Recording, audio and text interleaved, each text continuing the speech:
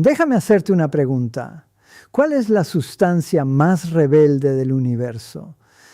¿Cuál es el único material que mira las leyes de la física, las reglas limpias y elegantes que todo lo demás sigue y dice, no, creo que no lo haré?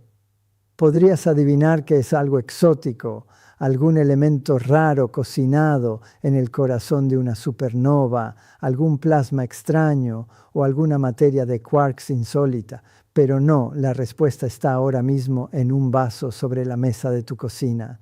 Es el agua de toda la vida. Y quiero decirte algo que quizá te inquiete. Cuanto más he estudiado el agua, más perturbado me he sentido. Porque el agua no solo dobla un poco las reglas, las hace pedazos, hace cosas que, según cualquier expectativa razonable de la química y la física, simplemente no debería poder hacer. Y el hecho de que haga estas cosas imposibles es la única razón por la que tú y yo estamos aquí hablando de ello. Así que al final de hoy quiero que entiendas algo en lo que la mayoría de la gente nunca piensa. Quiero que veas que el agua es el líquido más extraño del planeta, que su rareza no es una nota menor en un libro de química, es la base misma de la vida. Y quiero que entiendas por qué. Cuando realmente profundizas en la física, la explicación es hermosa, pero profundamente inquietante, porque significa que el universo está equilibrado sobre el filo de una navaja hecha de enlaces de hidrógeno. Muy bien, empecemos con algo que has visto 1000 veces. Dejas caer un cubito de hielo en un vaso de agua. ¿Qué pasa? Flota. Lo has visto desde que eras niño. Es tan normal que ni siquiera lo piensas. Nunca se te ocurriría llamarlo extraordinario. Pero déjame decirte que si le mostraras eso a un químico de otro planeta, un químico que hubiera estudiado todas las demás sustancias del universo, pero nunca hubiera visto agua, ese químico se desmayaría. Ese químico te miraría y diría, eso es imposible, los sólidos no flotan en su propio líquido, eso viola todo lo que sé sobre la materia, y el químico alienígena tendría toda la razón en sorprenderse, porque aquí está la regla que prácticamente todo lo demás en el universo sigue. Cuando un líquido se congela y se convierte en sólido, se vuelve más denso.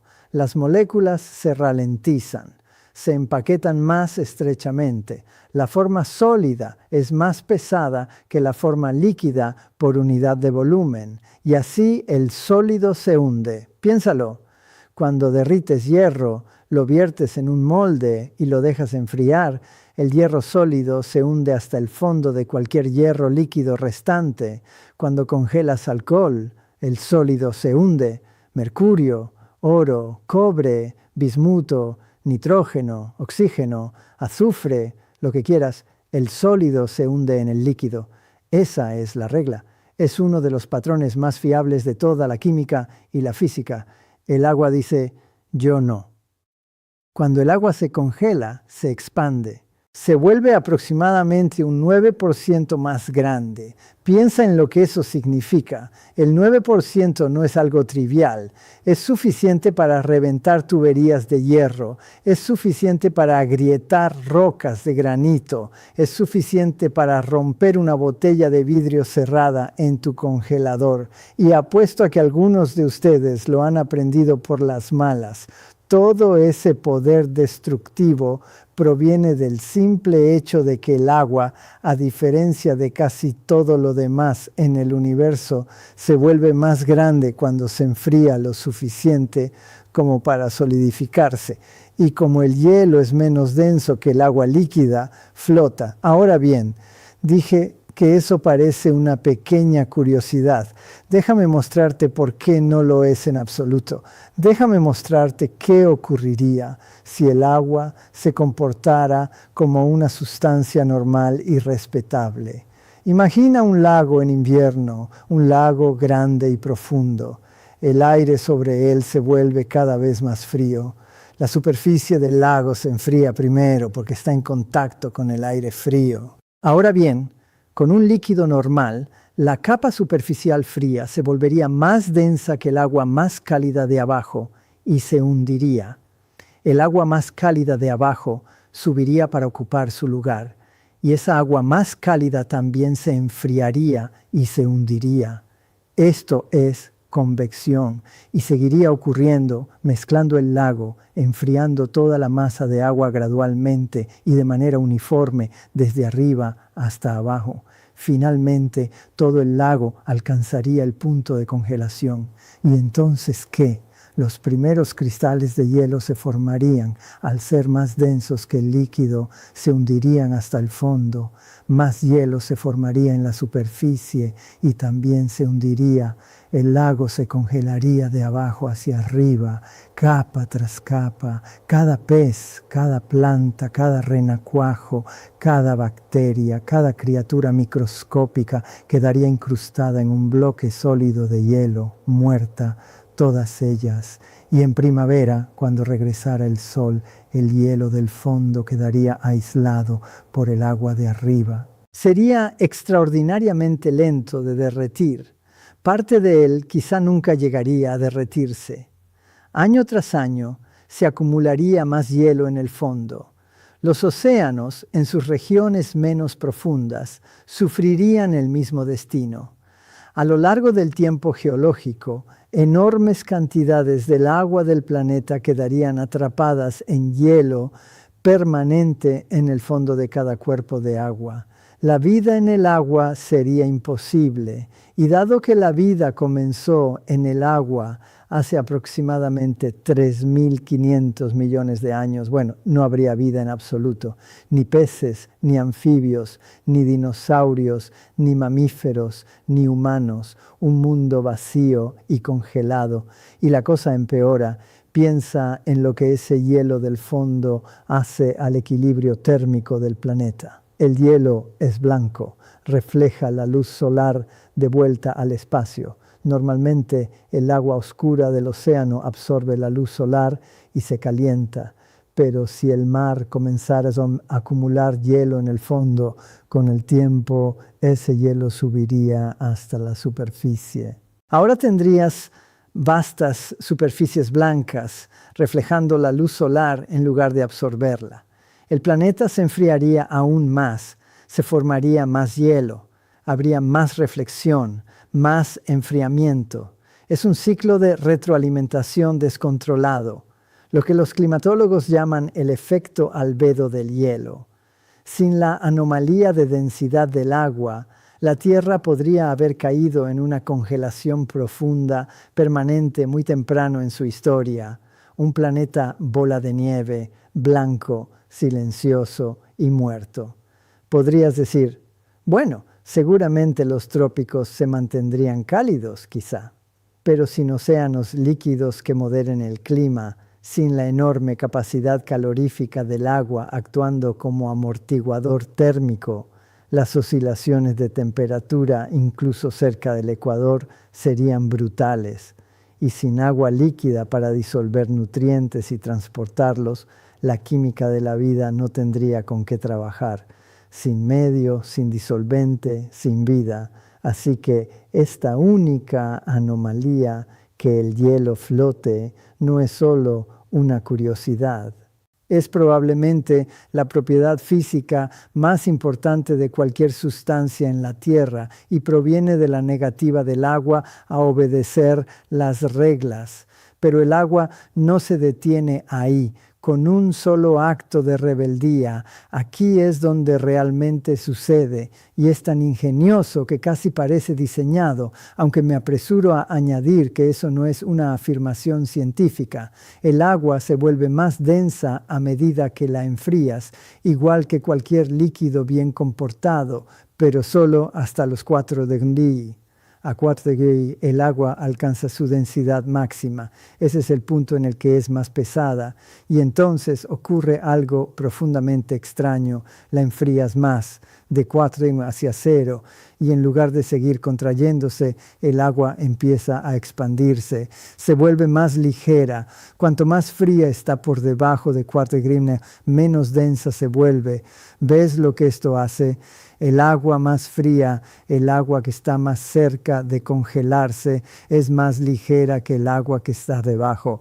Así que se queda en la superficie, no se hunde. El agua cálida y densa a 4 se asienta en el fondo y permanece allí. Así que el lago se congela de arriba hacia abajo, no de abajo hacia arriba. Se forma una capa de hielo en la superficie. Y aquí viene la parte hermosa. El hielo es un pésimo conductor del calor. Esa tapa flotante de hielo actúa como una manta, una cubierta aislante, protegiendo el agua líquida de abajo del aire gélido de arriba. El agua profunda permanece aproximadamente a 4 grados. Los peces sobreviven, las plantas sobreviven. La vida continúa bajo el hielo, esperando tranquilamente a la primavera. Todo porque el agua tiene esta peculiar propiedad de romper las reglas. Si esto no te asombra, no he hecho bien mi trabajo.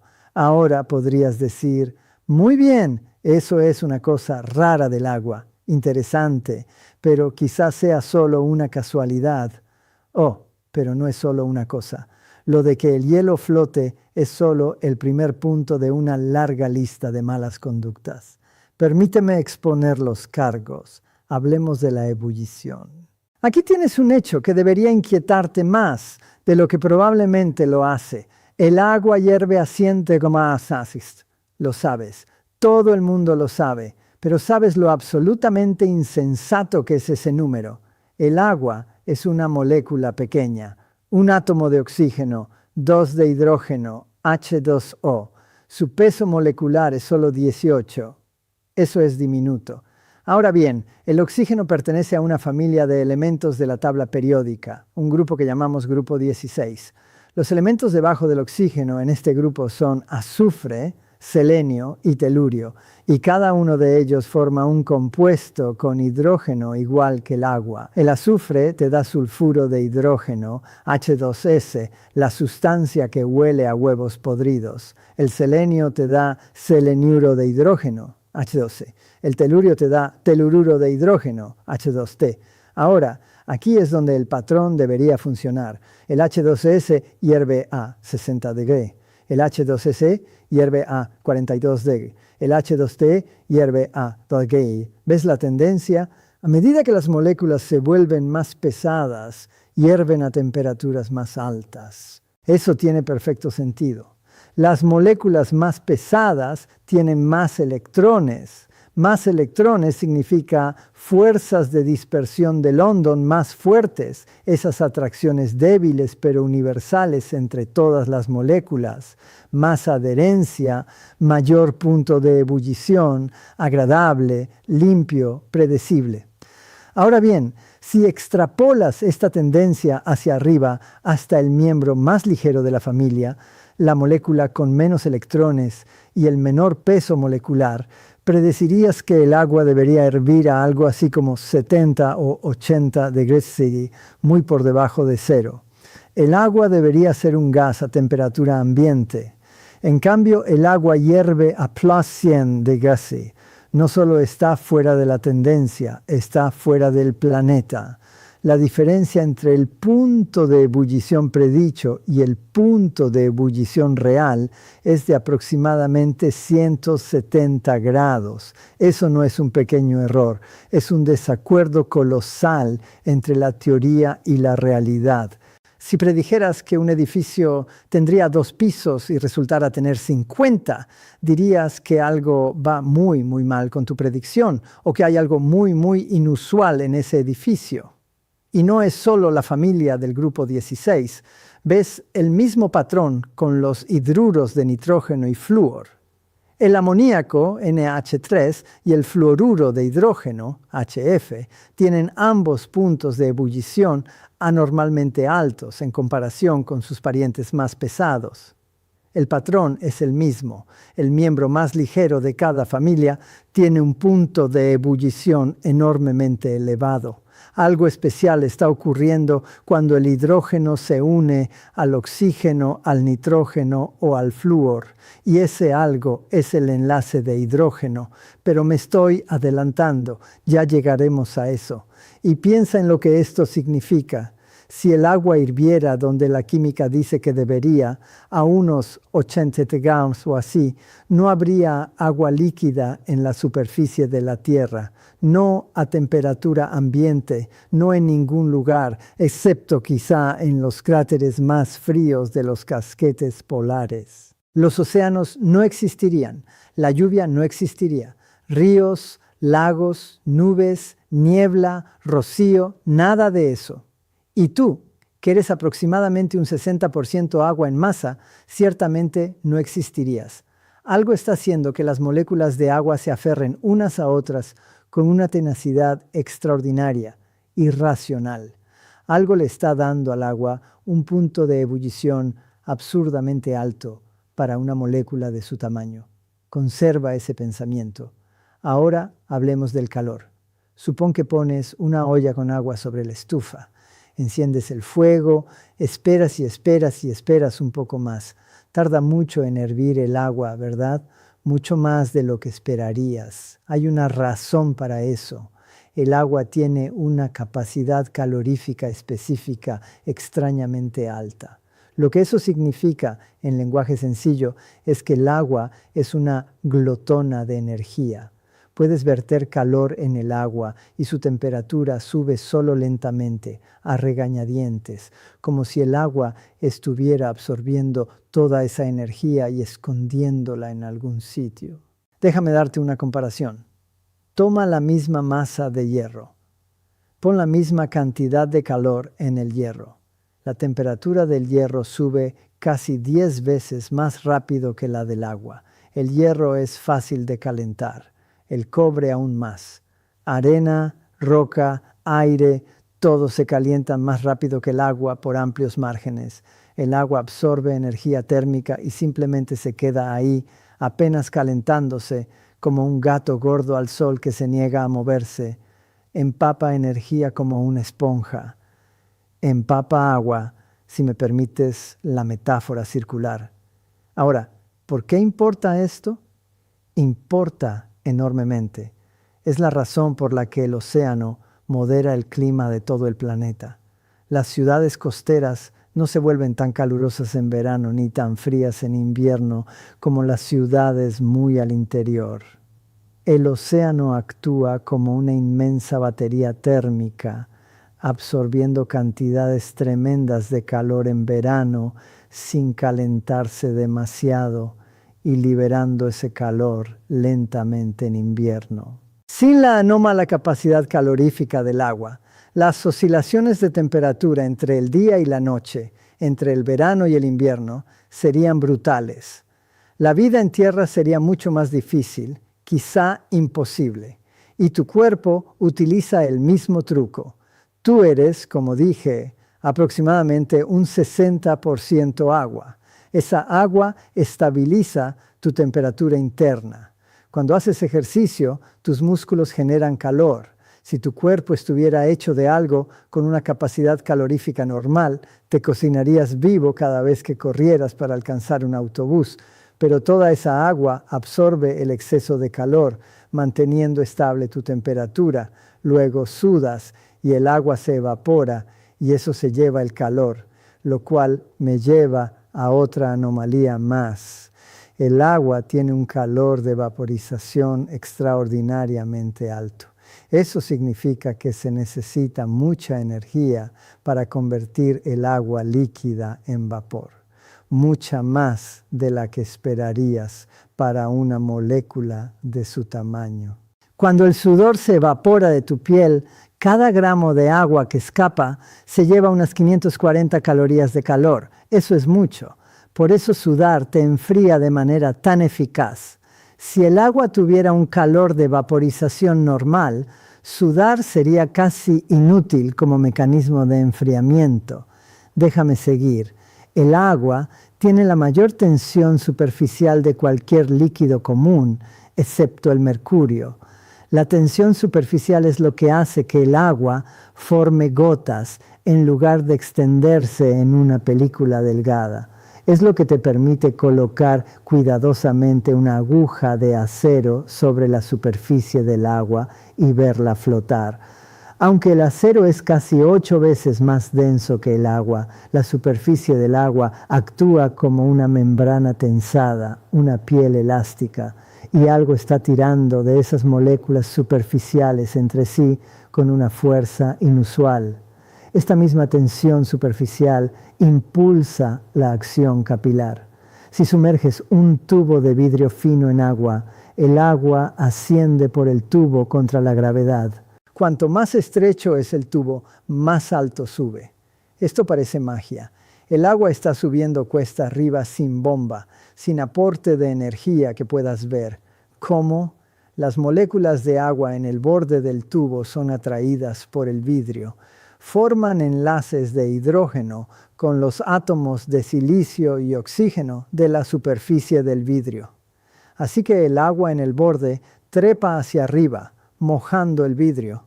Pero a medida que esa agua del borde asciende, tira del agua que está detrás de ella a través de la red de enlaces de hidrógeno dentro del líquido. La tensión superficial mantiene unida la columna. El resultado es una columna de agua que sube por el tubo hasta que el peso de la columna equilibra exactamente la fuerza ascendente de la adhesión y la tensión superficial. Así es como funcionan los árboles. Deja que eso se asiente en tu mente. Una secuoya gigante de 300 pies de altura tira del agua desde sus raíces hasta sus agujas más altas,